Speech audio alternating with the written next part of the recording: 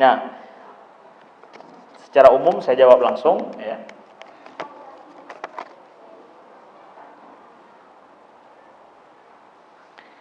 Baik, pertanyaannya adalah nih, yang pertama adalah bagaimana kami yang terlalu emosi kadang terhadap anak-anak ketika dia melakukan sesuatu. Jadi istilahnya respon kita berlebihan ya terhadap anak-anak ya, cepat marah kepada anak-anak. Satu. Pertanyaan yang nomor dua adalah bagaimana ya mengetahui gangguan jin pada anak-anak yang berdampak pada akhlaknya.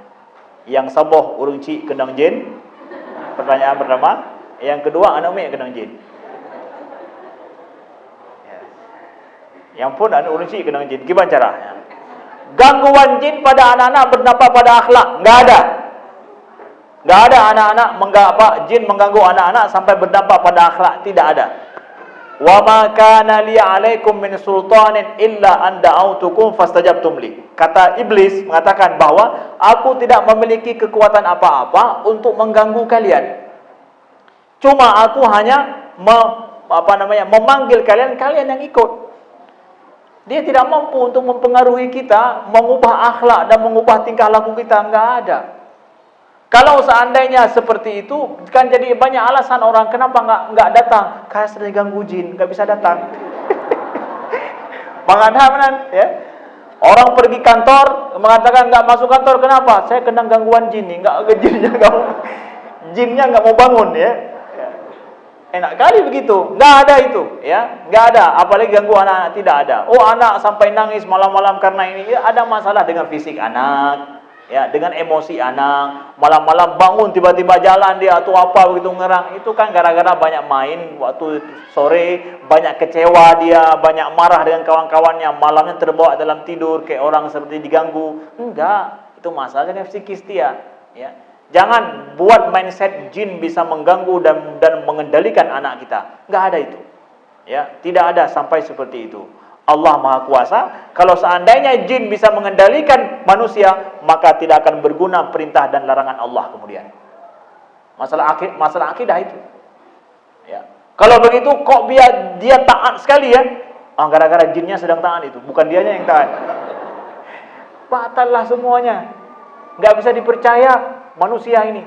Ustaz itu ngomongnya ceplas-ceplos dan cepat-cepat. Kenapa? Jinnya lagi ngomong seperti itu. Dikuasai sama jin semuanya. Enggak ada teori itu sama sekali. Ya. Nah, jadi begitu Bapak Ibu sekalian. Sedangkan bagaimana mengusik ini orang tuanya yang kena jin ya. Jadi gimana ya dari setelah ngaji seperti ini kan kita paham. Kalau begitu yang cepat sekali saya respon marah kepada anak, saya salah. Kenapa? Saya tidak sopan. Saya tidak santun sama anak. Orang sopan santun ketika dia dicela, dia enggak membalas. Apalagi anak kita yang masih kecil, kita memarahi dia. Sungguh tidak sopan saya ini sama anak saya. Ajarkan sopan santun sejak dari awal. Maka gimana caranya? Sering-sering mengaji seperti ini, biar kita sadar di mana kesalahan kita.